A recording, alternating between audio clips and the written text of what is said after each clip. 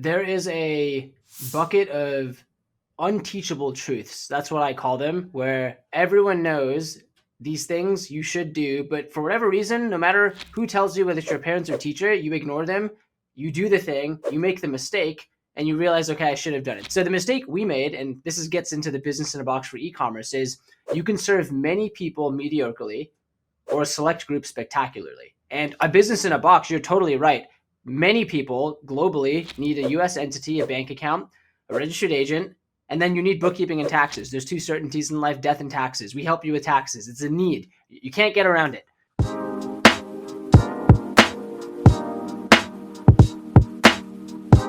Everyone, welcome back to the B2B Growth Hacking Playbook podcast. I do have someone very special with me this time. We have Arjun Mahadevan here from Doola. Doola's founder. Doola is an incredible business that I'm a customer of, a great proponent, an advocate. I was happy enough to join one of their latest investing funding rounds as well as an angel investor. So thank you for having me, by the way. And also thanks for finally finding the time to come on the pod. How are you doing? Thanks for having me on. I'm excited to chat. You put out awesome content as well, so I'm excited to really dive in and get into some good stuff here. Look, content's actually going to be one of the topics that I didn't initially plan on, but I said we can't really miss on that. So I'm thinking we can probably break it down into kind of four different sections. So first off, I know that you're specializing, well, not just specializing, but working heavily on the Amazon, Shopify kind of e-commerce space, but not just D2C, but also the surrounding ecosystem around that. Second, I know that you're also working with B2Bs across the board, which is kind of our main focus for the most part. Third, I discovered you as an international founder who needed to diversify to find a better way, kind of path to the States. And fourth, I really find it very fascinating how you've managed to incorporate a lot of the creator best practices for a B2B style business. So all of these are super exciting. So for starters, one of the first things that I kind of want to share here that I don't believe is kind of public information, but you now passed an 8-figure run rate this year. Is that correct? Correct. Really, really cool milestone. I think the way I think about it is there was a time I remember when we were at, 5 figures, and you're like, how can you get to 6? And you're like, it's impossible. Then you hit it, and then every single level feels more impossible, but the camera comes into focus. So awesome milestone, but I think we're just getting started too. But it's a really fun milestone for the team to celebrate. It's kudos for doing that, and honestly, I'm not surprised. I'm not sure how many clients I sent your way, but all of them are super happy, and they also keep recommending. So there's definitely the virality effect here. I can absolutely 100% say that. And again, we're going to expand on that and talk more about Dua. But essentially, Dua is, and kind of for everyone else who hasn't seen you online, so essentially people who have been living under the rock on LinkedIn, particularly or X. But Dua is a business in a box solution for all sorts of businesses, for creators, B2B e-commerce, founded in 2020. You've been initially started by Y Combinator, which is, everyone's following the YC startups. Of course, there's a special cloud to that, funding some of the, most successful and kind of most powerful unicorns out there. Additional funding from Nexus Venture twice, I believe, then HubSpot Ventures. I do remember the competition when you kind of participated and kind of won that, and kind of lots of other accolades along the way. But there's a reason why you're attracting money like crazy, and this is the value of the business and kind of the combination of being able to help so many people in so many different kind of ventures as well. So let's start with the Amazon, Shopify kind of focus first, and then we're going to jump on the other ones. How's this one entailing, and kind of what is Doola doing as a business in a box solution for e-commerce? And then we're going to expand on the other fronts. There is a bucket of unteachable truths. That's what I call them, where everyone knows these things you should do, but for whatever reason, no matter who tells you, whether it's your parents or teacher, you ignore them.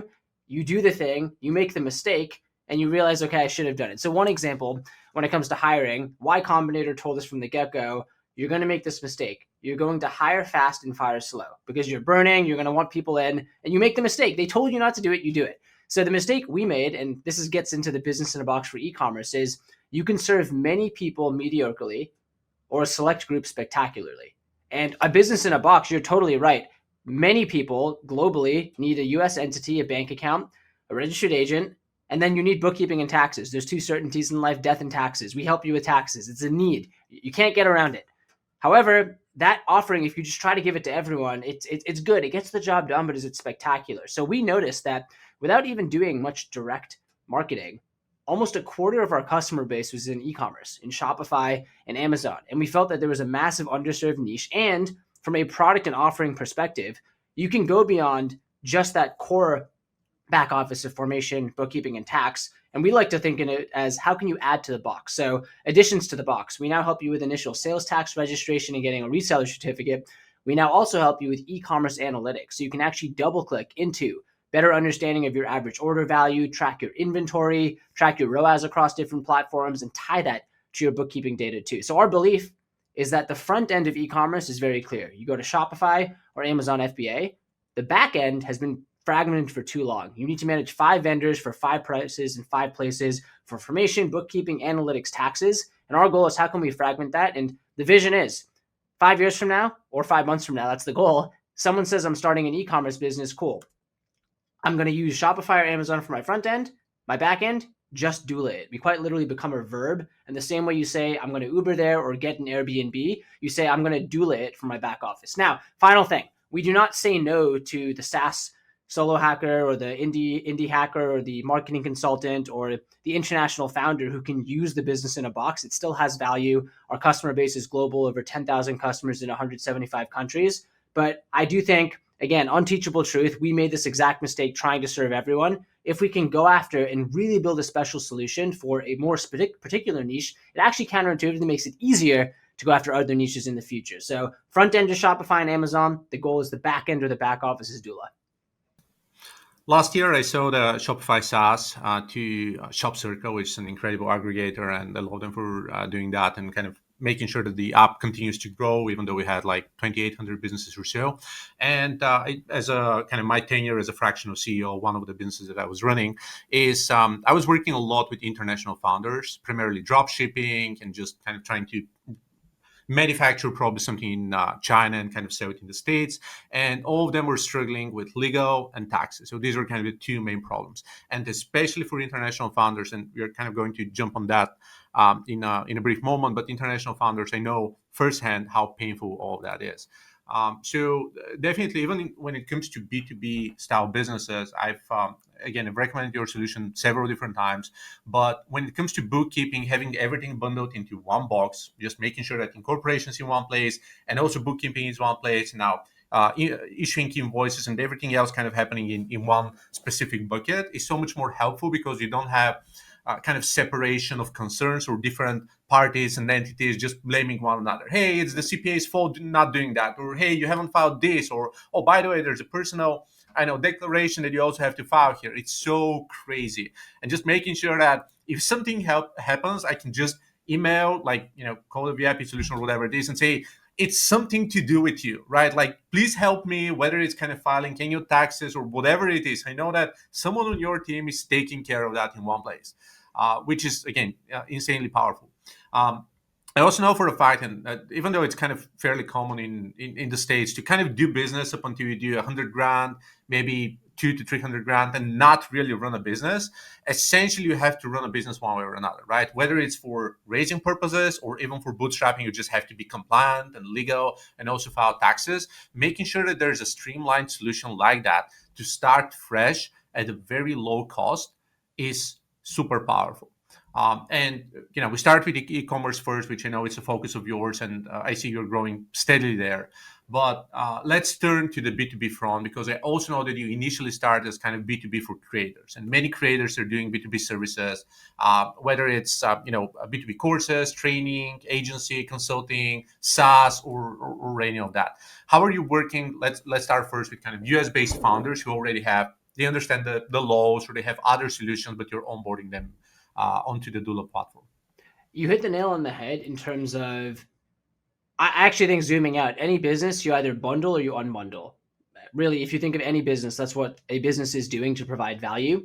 So for us, for a US founder, we've noticed that in the US, founders are a bit more okay with maybe putting together a couple solutions on their own, or they aren't as scared about the IRS because they live here and they've interfaced from a personal tax perspective. So that's why we do have a starter or entry plan. We call it our starter plan, which allows you to get the bare bones, what you need to get your US bank account set up. And look, even though you technically can do it on your own, you can go to the state's website, you can submit a filing. I would bet most founders' time is worth more than $300 per hour. It's more than that because you can probably generate in $300 per hour over a full day enough lead or pipeline to make that money. So I think that's the way I view it is yes, you can DIY it, but what if you could trust someone who's done it thousands of times and you can offload it to them and have the peace of mind it's done. So for US founders, we actually started 100% international because LegalZoom wouldn't support you unless you had a social. Our wedge or our Trojan horse was international founders who, by the way, are legitimate businesses. I'm not going to lie. We took it a bit personally that companies wouldn't serve non-US founders. What do you mean? It's like it's not an offshore company or offshore team. It's a legit business owner. Most of the world's outside the US too, but it can be more complex. You have to fax a form to the IRS up front. Taxes can be a bit trickier depending on international tax treaties. There's this thing called Form 5472, which can have a scary looking $25,000 fine. There's the informational filing. All of it is solvable though, even if you have what's called is effectively connected income, where if you're have a physical presence here, yes, that might potentially add some US tax obligations, but again, everything is solvable. So ultimately for us, our goal is, like you mentioned, for these B2B businesses, we can support you with your back office so that you can focus on building. Now, one thing I'll actually add here, and this could be an entirely separate segment, is yes, technically we're a B2B offering, right? We have a $2,000 per year or $3,000 or $329 per month offering sold to businesses. But the truth is, we work with businesses at very early stages, many of whom are either single member LLCs or a few people, which means they are very much acting or thinking like consumers when making a purchase. So what we found, which was very interesting, is that our marketing is very, very consumer-esque, D2C-esque. We lean heavily into inbound marketing versus maybe your traditional outbound B2B marketing where you have a hit list of 100 chief information officers at a $30 million revenue business, and I send them a champagne bottle and they pick up the phone and you're able to close a big deal. It's very much, hey, there's a huge market out here. But from an ROI perspective, I think it's like the messy middle, wherever it is, where you don't really have the full paybacks that work from an SDR model. Inbound marketing, which I think HubSpot is the champion of, look up highly to them, is what we very much try to do. So in summary, yes, we have a B2B offering, but we very much try to think, and I don't know if it's a hot take, I actually think the future of marketing will be more of this consumer-esque D2C marketing to cut through the noise. It's what we're trying to do. I'm definitely going to touch on the kind of content playbook that you're using. And prior to that, because you also mentioned that international founders were kind of the Trojan horse, let me walk you through my last weekend. So what happens is, first off, I get an email from Skype that they're shutting down, and my phone number connected to Skype a decade ago is also kind of shutting down, right? And I'm saying, okay, I need to move it to something else. Then I sign up for Twilio. I try to port the number, and they say, no, actually, you like as an individual, you're not residing in the States, so you can't port a US number, even though I have it like a 10-year-old number. You can't port it there. And I'm like, screw, that's a bad thing. Then I'm moving to Google, and I'm trying to sign up and say, no, you can't sign up Google Voice because you're not a US business. And I'm okay. I need to use my US LLC with doola, sign it up in Google Workspace, and then kind of connect it with billing with everything else. And then I'm going to solve the Google Voice problem. Guess what? I managed to sign up for Google Workspace, but it still says, we can detect your IP and you're actually not based in the States. So right now you can't use that even if you are working, even if you're the founder of a US company. So I look up your website and say, okay, what are the open phone solutions what are the phone solutions I can use? And they see doola has a contract with OpenPhone. Sign up for OpenPhone, register the number, port my number from Skype to OpenPhone. I get that solution ready, move back to Google, and I fix all my two-factor authentication issues as well. So the live, and today, by the way, I had a similar problem with Shopify ads for that specific podcast because they say we can't. It seems like a fraud using your US card because you're right now, operating from Europe. So that's just to say that the life of non-US entrepreneurs working in tech is so freaking complicated that we literally need US LLCs and US company kind of bank payment accounts. I live and die by Mercury for like some of my payment kind of sources, and all of that to survive into that ecosystem. Like even phone wise, I'm using a Google Fi, but I had to buy the card while I'm in the States. Otherwise, they wouldn't be shipping the SIM card to me. So I'm saying that as kind of a cry out, kind of a barbarian cry for help towards you, because so many millions and millions of international founders are having a hard time and like lacking access to features and systems and payments and whatnot, purely due to not having an entity incorporated in the States. And previously, I was afraid for probably 6 or 7 years to incorporate in the States due to the IRS. I briefly had a company in Belize, which was great. However, opening a bank there was virtually impossible, and it was, it kind of was considered an offshore resort. Let's put it this way. So the one time that I decided to give it a shot was seeing you offer the full tax and bookkeeping and everything else services bundled with the incorporation. So I said, I can trust them. And of course, I got a few references, which was super helpful to make sure that it works fine. So walk me through kind of what does your portfolio look like in terms of international businesses? I know you're traveling a lot.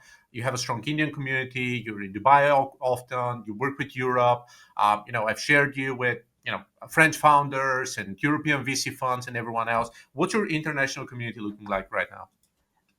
Very first thing is I'm really glad you told the story of the phone issue and then ending up with open phone. And the reason why is we can't do it on our own. We're a business in a box, but we're not every single tool you need in a box. And we're clear about that. Our goal is the back office. Our entire philosophy is for everything we can't do, we're not going to say go figure it out. We'll find partners. So you mentioned a couple of our partners, which we're huge fans of. If you need a business bank account, Mercury is a fantastic partner. If you need a phone line, go to OpenPhone. If you need a US physical address with a lease, we have this partner called Virtual Post Mail. If you do need credits, you can go to Amazon Web Service. If you need insurance, you can go to Next. Our goal is to actually, for everything we don't do, find best-in-class partners, an extension of our brand, and you can build the business in a box with partners as well. So I'm really glad you told that story because our goal is, hey, you can come to Doola and find the other partners, or if you ask for something we don't have, we're going to go find a partner that we can trust so you don't have to do the work there. So I'm really glad you shared that, and you're totally right. Huge pain point for international founders, let alone US, because you realize very quickly it's not just about forming the LLC. There's probably 15 discrete things that you have to handle. So our goal is, can we give you peace of mind? Either I can just think of Doola to handle my back office, and then for other things, I can go to them, and they've done the power of curation for me. So I actually want to now to answer your question in terms of our international portfolio. We just ran some updated numbers, haven't shared these publicly. I'm happy to share them now. Year to date, the top countries that we're seeing formations from. So not to say that Doola is the US Census.gov, but we think we're a notable player here. So I think this should be representative. So let me read out the top 10 countries: Canada, India, United Kingdom, the UAE, Argentina, Australia, Germany, France, Pakistan, and Mexico. So those are the top 10 countries we're seeing. And as you alluded to, we are spending more time in these countries because we think that we can build a more established presence there. We also do hear that there's a lack of knowledge. Something I fundamentally believe, just zooming way out, I repeat this every single week in our all hands, is talent is everywhere, opportunity is not. I've seen that loud and clear with my family, with our customers, with entrepreneurs I meet. There are so many talented entrepreneurs in these regions who, let's break some truths. I talked about the unteachable truths. Let's break some false truths. You can start a US LLC from outside the US. So that's the first thing. You can open a US business bank account without visiting the US. Certain bank accounts will allow that. And you can keep it compliant without paying taxes in the IRS. There will be an informational filing. Then we have to get into effectively technician, but you can stay compliant with the IRS. So even a lot of founders, when they hear that, they say, holy crap, I didn't know that. Knowledge is power, talent is everywhere, opportunity is not. So within those top 10 countries, I will say we've served founders in over 175 countries. There's a very long tail, but same thing.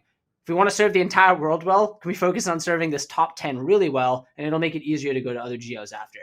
I love that recap. And by the way, my company is incorporated in Wyoming, and that was entirely due to your content on preaching for Wyoming is the best place to be at and all that stuff.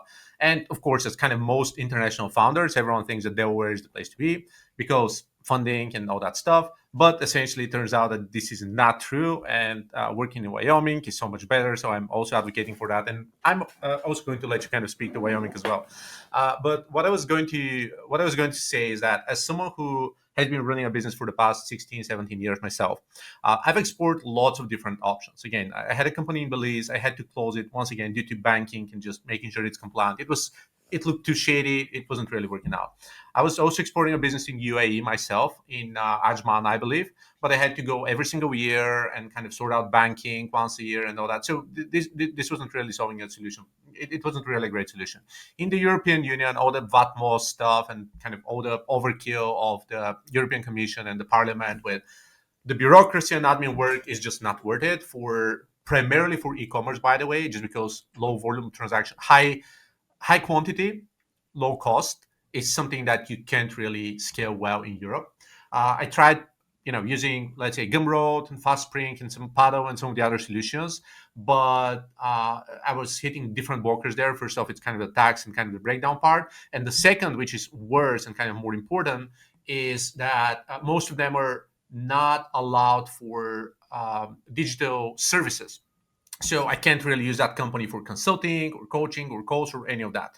So every other alternative solution that I've explored had massive challenges, or you had to have someone else that you don't trust sign on your behalf and be not just the registered agent, but essentially the formal founder on paper for the company. So at any given moment, they can go bananas and steal your company, and there's literally nothing else you can do.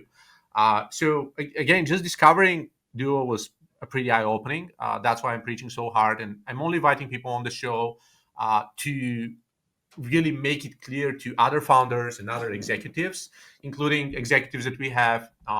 We have people watching the show and reading the newsletter that gets the show from Google, Nestle, Amazon, HubSpot, of course, different meta companies, FedEx, Cisco, and so many other parties, right? So some of these executives, they have consulting businesses or in coaching business, or they have courses, or they sell something on the side, or they have a hobby and they're selling, I don't know, socks or something else. So some of them, they need a different source, a different medium of kind of solution to make sure that, again, first, they're compliant, and second, as long as it's aligned with their kind of day-to-day executive job, it's something they can also report to the IRS, and everything is clear and compliant. Otherwise, it's going to get so bad for them. They're going to get sued, they're going to get fired, and it's just going to be a pretty much a legal nightmare.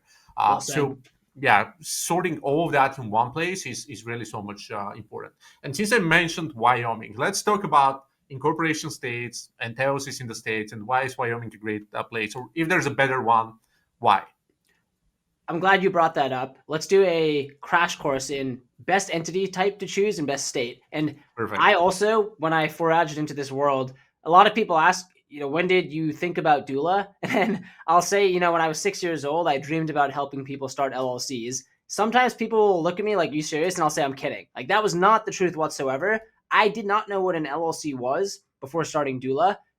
This is embarrassing, but I'll tell you my vision of the world, which is so shaped by your surroundings. I used to live in San Francisco. My first job out of college was at Dropbox, and I worked in person in Dropbox on Brandon Street. So this was my commute every single day to work, and you'll see why this shaped my view of the world. I would bike from Hayes Valley down to Market Street. I would go down Market Street, and I would pass the Uber office, then the Twitter office. Then I would take a right on 2nd, and I would pass the LinkedIn office. Then I would continue down to Brandon, take a right, which is where Dropbox was. Then right up on the street, I could see Airbnb and Pinterest. Every single day, that's all I saw, these massive deca unicorns beyond that. And all I knew was, okay, if you need to start a company, you're supposed to form a Delaware C-Corp, because US investors will require that, pitch investors, apply to YC, pitch on Product Hunt, get posted on TechCrunch. I had no clue what an LLC was. I didn't know what bootstrapping was. I thought that was a leather type of shoe. I'm serious. I had no clue what it was. Now, there's nothing wrong with going after a Delaware C-Corp and raising venture, but the truth is, now it's ironic, because with doula, we are not built for doula. We are not building for doula. Don't get me wrong, a venture-backed C-Corp still needs these things, but we are very much building for those solopreneurs or the folks with those smaller teams who are, again, in e-commerce, or building something in a more bootstrap fashion. And that is where a lawyer will tell you 11 things you shouldn't do. We tell you the one thing you should do. So here's the crash course. If you're raising US venture capital, Delaware C-Corp, required by US investors, it allows you to more easily administer shares, different share classes. You also can, with that Delaware C-Corp, you have the Chancery Court in Delaware, so there's a case law history. Long story short, investors will require a Delaware C-Corp. So it actually makes the decision pretty simple. If you're not raising venture capital, go with an LLC. Technically, there's some edge cases, but it really is that simple. Now, in terms of what state to form an LLC in. If you live in the US, you should actually form in the state that you live in. This is a big mistake people make because let's say I live in New York, but I form in Delaware because I think that's where I'm supposed to form. Because you live in New York, you're technically doing business there, which means you have to pay fees now in 2 states for your registered agent and your annual filing. So you've just doubled your fees by going with Delaware. So in the US, form an LLC in the state you live in. If you live outside the US, the world is your oyster. You can choose any state. And you're totally right. Don't sleep on Wyoming. Fun fact, the first LLC was invented in Wyoming in the 60s. People call the Wyoming the Swiss Alps of the Rockies. Anonymous LLC formation, so your name doesn't go on the state's record. Incredibly forward in terms of their crypto policy, very e-commerce friendly, and cheaper than Delaware. Their annual fee is about $62 versus $300. Every dollar counts. So you get the liability protection. LLCs are easier to maintain than C-Corps.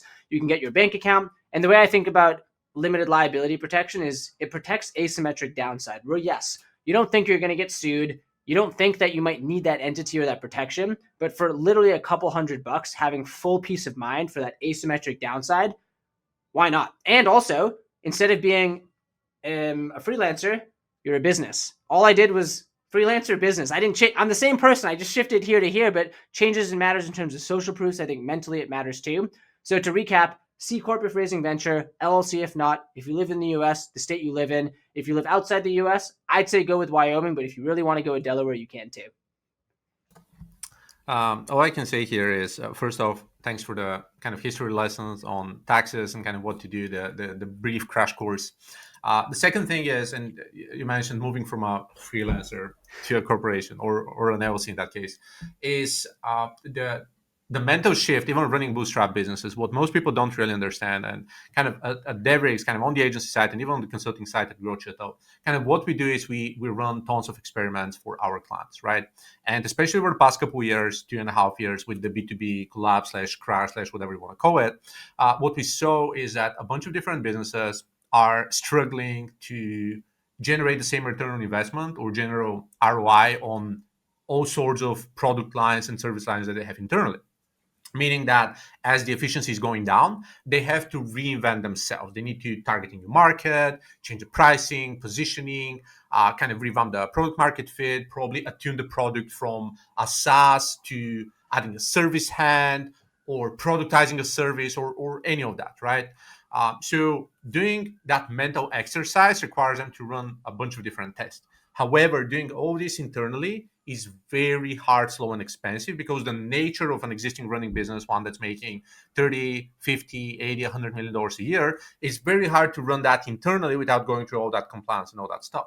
So what we found working really well is working with companies like that to run standalone tests after a different brand, right? So there are different ways to kind of do that. Either maintained and owned by ourselves, which is kind of a legal liability for them and also intellectual property and stuff, or kind of unattended as a side experiment that's kind of no one's land, or incorporating a separate LLC that's either owned by the business or there's a contract owned by someone in the business, but they're passing all the rights so that they can run the experiments. And if the experiment is successful, they're acquiring the business or just passing the IP onto the bigger business.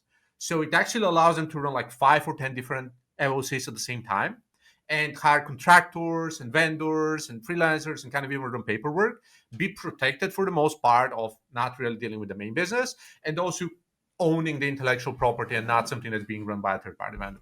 So all these gimmicks and exercises are 100% legal, super legit, and the only obstacle for the most part is how complicated it is to make it work. So that was how quickly it is to actually start a business. And I believe I'm at the total tax compliance something package or something like that. So what does that include for everyone who wants the kind of the full picture thing? When starting a business, it's first dependent on the state. Typically, it takes 1 to 5 business days. So what's actually happening behind the scenes is you're submitting a piece of information to the state. They then send back your articles of incorporation or certificate of incorporation. That takes 1 to 5 business days. Certain states like Wyoming are really fast. Other states, Delaware backlog beginning of the year, might take even up to 2 weeks, but we say 1 to 5 business days.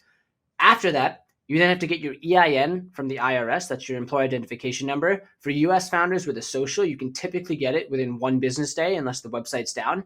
It's the IRS. They're not a tech startup. If you are a non-US resident, you have to fax a form to the IRS. Yes, we're going to have flying cars soon, but you still have to fax a form to the IRS. That can take up to 8 weeks. And this is a huge sticking point in the process, but it can take up to 8 weeks, if not longer in backlog periods. The IRS will say 3 weeks, but we like to underpromise, overdeliver. So we say, hey, we think it can take up to 8 weeks, and obviously we'll deliver it. You'll be the first to know when you get your EIN. So that's the formation and EIN process, which then allows you to ultimately, the ultimate job to be done isn't just to have the LLC. Don't get me wrong, it gives you liability protection and social proof, but you want to get that bank account set up so you can get paid, or set up Shopify payments, or set up a deposit account from Amazon, or set up an invoicing tool, whatever it might be. And then from there, people often forget you're not done, you're just getting started. That's where the ongoing bookkeeping actually matters, separating personal from business. And then once you have bookkeeping, it allows you to actually have a pulse of your business. The same way, if your heart rate flatlines, you're dead. If your business's heart rate dies and you don't know your numbers, you're going to die. Simply, when you're starting, you don't have numbers, so you don't have to check anything. But there's no way you can scale a business without measuring. You can measure what you can manage. You can manage what you can measure. You have to know your numbers. So bookkeeping, at the end of the day, because I candidly didn't know what it was until a couple years into the business, it's really a way to have an understanding of your core metrics and numbers, how much money's coming in and how much you get to keep. And it's preparing for tax season. That's quite literally what it is. Cash flow, P&L, balance sheet, which your CPA can then use to file your taxes, which again are one of the two certainties in life, death and taxes. So that doesn't mean you have to solve for everything at once. I'll even tell people candidly, starting an LLC is not stopping you from starting a business. It's here. You're not taking action, right? You don't need a business or a website to sell anything. You need to go out there and talk to people, get punched in the face. So that's not stopping you. Also, bookkeeping isn't stopping you from scaling. There's probably a bottleneck internally, coming back to yourself again. But our business in a box plan, which is the inclusion of free formation plus the bookkeeping, business taxes, e-commerce analytics, the registered agent, support with free CPA consultations. Our goal is, okay, you know what? I'm going to need all of this at some point. It's $3,000, but it's cheaper than if I had to cobble 5 things together, and I get the peace of mind. I don't have to go to 5 places. I go to one doula who can handle things for me. And the way I think about it, again, is a huge lesson to unlearn as you're switching from founder going 0 to 1 to CEO going 1 to N, is you have to learn that there are certain tasks which you should not be doing. You should start to delegate these maybe $10 tasks or $100 tasks and think about, what are the $1,000 or $10,000 tasks? So the hugest wake-up call for me is we pitched in the HubSpot $1 million pitch competition. In 2 minutes, we raised $1 million. And I was like, my time is pretty valuable. Like, imagine if I could do that every single week and we just win 1 per year. You can do the math. I have to stop doing $10 or $100 tasks. It's a disservice to the entire company. So that was just a real eye-opener for me of, okay, as you grow, your time does get more valuable. When you're starting, do everything. And I really do believe as leaders, you should have extreme ownership and be willing to do anything. Nothing's below you, but being more intentional about things like bookkeeping and tax, again, unless it's your zone of genius. If you're a bookkeeper or CPA and you find joy from doing them, do it. If not, find someone you can trust to outsource for a reasonable price with a lot of value. And that's obviously what our goal is. We want to provide that with our business in a box plan. My mom is an accountant, and ever since I was 6 years old, I was helping her with like updating accounting software and a lot of all of that stuff that professional accountants are dealing with. I hate that. It's so much crazy paperwork, so much mapping numbers and trying to feed. Okay, there's this amount and this invoice and this month, but it needs to be reconciled at this, and there's like a different currency and there are different exchange rates, and I can keep counting for like hours and hours and hours. So it's completely horrible. So whenever I start a business, I'm always thinking about accounting and legal first. Like, what's my set of documents that I need for everything, like NDAs, compliance, contract offers, like all of that, like being bundled, and making sure that there's an accountant and like someone who's taking care of the financial side of the business, because it gets extremely nasty, especially in Europe, by the way, which is again just a horror story, a nightmare of mine that I have from my early childhood. Also, I have 3 companies in Europe, and even though the smallest one is probably making $1,500 a month or so, something pretty minor, it doesn't have any other employees. It's essentially mine, just with kind of other contractors. My accounting still costs more than kind of the monthly breakdown of $200 or $250, whatever it is for Dua. So that's just kind of a wake up call of like, it's literally something you pay once a year. and you never think about it anymore. It may get slightly more expensive, but it's a nice problem to have if you just cross a certain threshold where it's really insignificant in terms of business size. Um, so yeah, that's absolutely and kind of one other thing that I want to mention is, you said yes, it's a fact, for especially for beginner entrepreneurs or some entrepreneurs, as I like to call them. I'm personally taking the opposing stance over here. My latest book is called MBA Disrupted, and I was actually talking about Duo there. I was so impressed in kind of making sure that you can create a US LLCs and stuff. But my previous one was 126 Steps to Become an Entrepreneur and the Dark Side of Going Solo. And I call that the anti-entrepreneurship book. Everyone who's hyped, you need to read that. If you're still hyped after all the nightmares that they went through and like all the horror stories, then you're a perfect, person, human being for an entrepreneur. Otherwise, just save yourself, spend, another 2, 3, 4 years working in a startup or a more vivid environment, and then potentially give it another shot. But more importantly, it really, even though with Doola, it's so easy to start and sign up, incorporate, and all that, it may be very dangerous if you start and do something and it may be going on for a year or two, and then you cross a line with a new regulation or something else that comes up that you need to file and register and whatnot, and the IRS simply decides to do something and go after everyone and anyone doing things. So what I'm saying is that, again, as someone living in a pretty horrid state of compliance, which is the European Union, even though the IRS may be more easygoing on solopreneurs and young founders right now, that's not necessarily going to stay true at all times. We see what's happening right now with Trump and with, actually with Doge, and just going after everyone who has any sort of funding from the government. And there's a lot of reconciliation, there's a lot of due diligence, there's a lot of exploration going on for all sorts of businesses. It's not necessarily good or bad, right? We're not qualifying that. We're saying that the IRS has the right to ask for taxes for income being generated. And if you're experimenting early on and you don't have a corporation and someone making sure that you're compliant, well, if the IRS comes and says, well, you owe us, $5,000, $10,000, $20,000 or so, it's essentially negligence, and you have no defensibility against that, right? Violating a law because you don't know that the law exists does not protect you from violating said law. So it's also very important, kind of an opposing side to also add to that picture.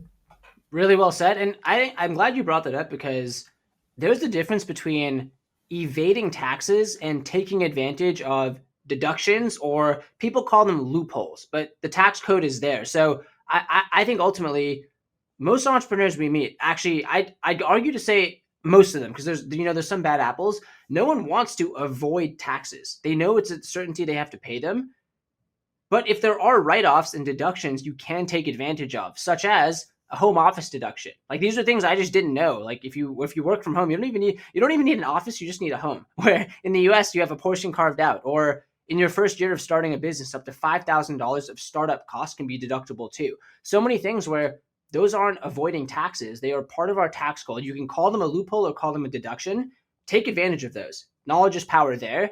But really, for anything else, we don't advise, and I think most people, again, aren't trying to avoid paying taxes, because you can play that game if you want, but you're going to face the asymmetric downside of the IRS auditing you, and then everything's gone. Which, more meta in business, you only lose when you run out of money. But I actually believe you lose when you lose motivation. But you lose when you're dead, out of motivation, or audited. So if you keep going, you're not dead. So yeah, that you're taking a huge risk there with asymmetric downside, which I don't advise. And I'd say that the continuation or kind of scaling a business from 0 to 1 million is just making sure you reach any sort of product market fit, right? Just making sure that what you're trying to offer makes sense. Then 1 to 10 million is actually scaling it, making it repeatable, hiring your VPs and kind of your executive team. 10 to 100 million essentially is trying to make it scalable. And up until the kind of upper boundary, as you approach 100 million, it's all about preservation. It's all about making sure you survive. You don't have to do anything else new. You probably have all the logos that you need, all the data that you need, some mode that you need. You're not going to be disrupted overnight. But what can really kill you overnight is a class action lawsuit or the IRS finding something really quirky in your bookkeeping, right? So these are the two things that can really kill a large business. So this is why it's so integral. This is why also lawyers are making so much money essentially, just because it's so important for both lawyers and accountants to be around. But let me switch gears a little bit. So you have over 50,000 LinkedIn connections right now, or followers. I mean, LinkedIn doesn't have over 30K connections. You're also pretty big on X. And once again, for a B2B type of business, even though, again, working with many solopreneurs and small businesses, it's still kind of a mixed land, more or less. But you're pretty big on social, and that's working really well for you. So walk me through how much time you're spending on social. What are your main channels? I mentioned LinkedIn and X. Are there any others? How are you kind of allocating your time to work on content, and what sort of ROI can you kind of attribute to these channels right now? I just recorded a video walking through my entire philosophy, the why, what, how between building and public. I won't do the full 15, or it might have been 20 minutes. I won't do the full 20-minute walkthrough, but I'll run through, because I think you have to start with the why to understand the what. So the why for me is building in public. It increases your surface area for getting lucky. And my analogy, which hit for me, is the odds of getting struck by lightning, 0.0001%, incredibly low. If I gave you a 20-foot metal pole and you ran around with it taped to your head, the odds went up to 0.0001. Still incredibly low, but that's actually an order of magnitude higher. You increased your surface area, that metal pole, for getting lucky. So I view posting on social, being consistent, as I am trying to get struck by lightning. And for us, again, that's inbound. So what specifically inbound? I think there's three things. There's capital, there's colleagues, and there's customers. Capital, investors are watching you, right? I've had investors. This actually happened relatively recently. For 2 years, they were following on Twitter. And then we just talked on the DMs of, hey, I'm interested in joining. It took 2 years. Like, people ask, how did you get them? 2 years in the making, posting consistently, relationship without actually talking over content. Second is customers. People look. Which company would you want to work with? One which you know more about the team and feel like you can build a personal connection, or just a corporate SaaS company? We're people. We like to say we may make decisions based on logic. False. We choose or make decisions on emotion, justify with logic. I'll go to the grave fighting that one. Final one is colleagues, teammates. Same thing. If you could work at a company where, like, I get to see videos of the founder at the office and him talking about the company, and they're very open about their values, or a company that's very hidden behind a box, which one would you like to join? I mean, it actually does two things. It weeds out people who you might not want to join, which is good, and then attracts the right type. So that's what I view the strategy is. Now, in terms of time now versus time back when we started, I started with LinkedIn and X because it's text-based. I could post on one platform, paste the exact same thing. You kind of get bang for your buck on both platforms. And my initial goal was just be extremely consistent. I learned in Atomic Habits from James Clear, it takes 66 days on average to build a habit. Let's stick for 66 days, weekends included. I'm not going to miss a day. And what you learn from that process is that you're in the 1% just by posting. There's actually a rule on social media, the cardinal rule of social. 90% just consume content. They do nothing. 9% curate. They maybe like or engage. 1% post. So just by posting, I'm in the 1%. I'm doing something which 99% of people aren't doing, whether it's the competition or other people. Again, I'm getting luckier. I'm increasing the surface area.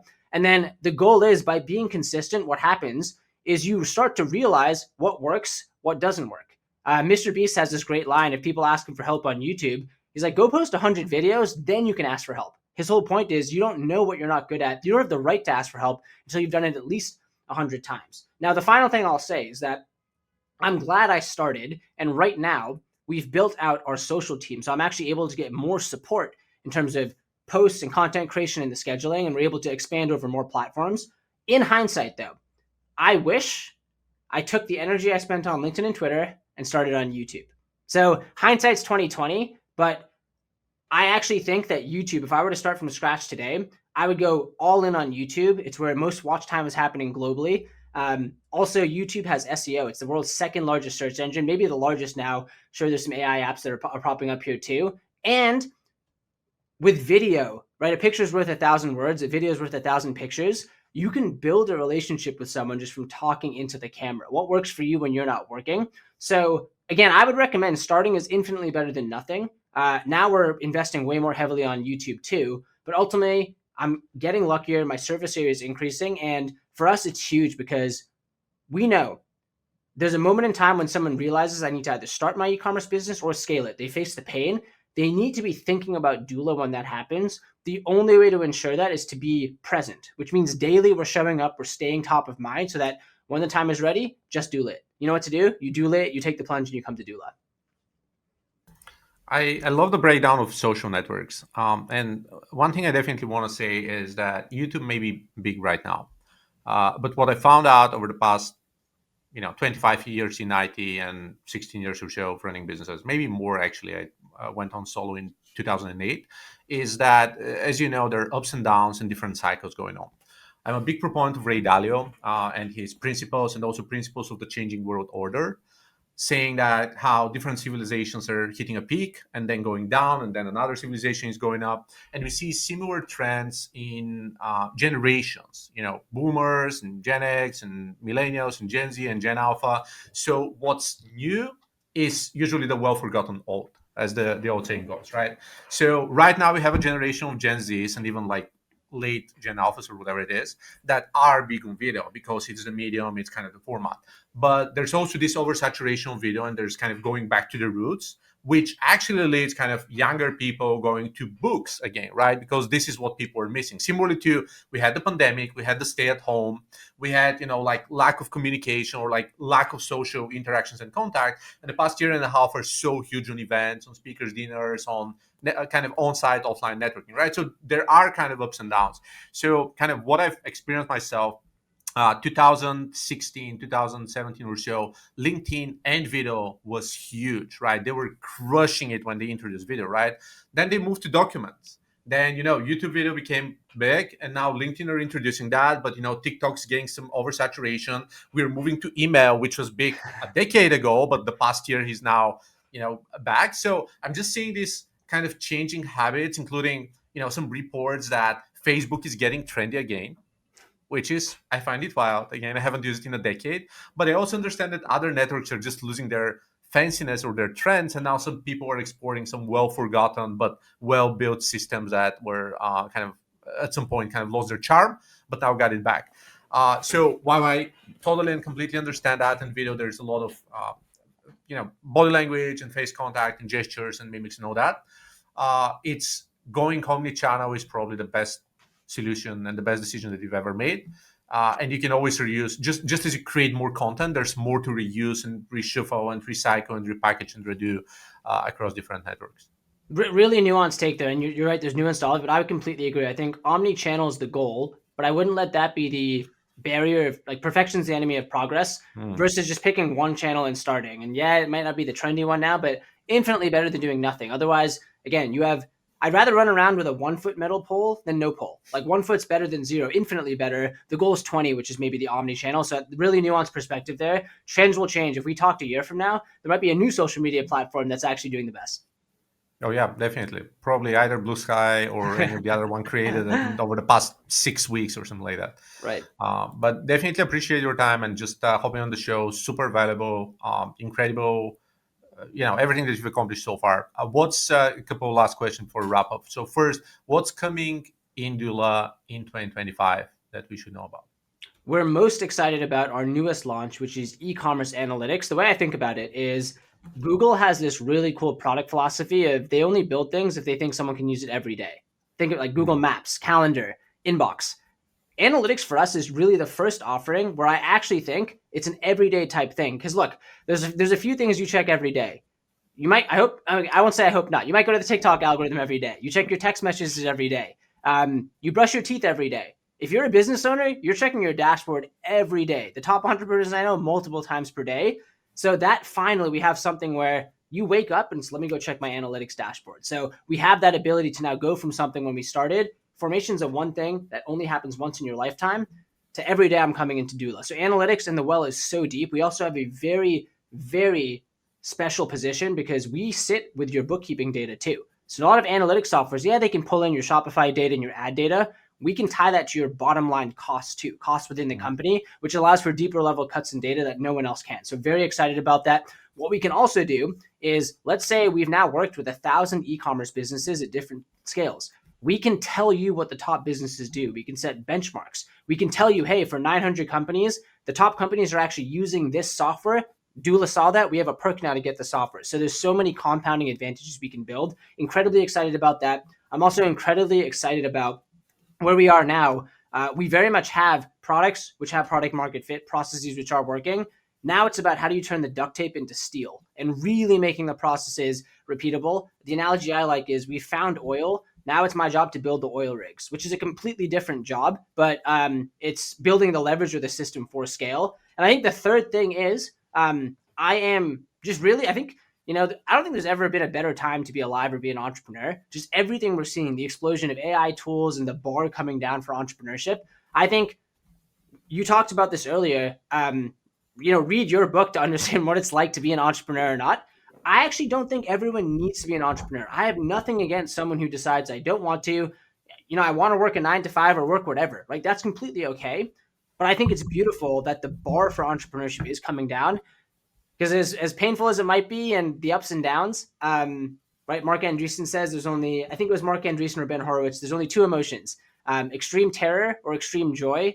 And that's it. You only oscillate between those two. It's one of the most rewarding things ever.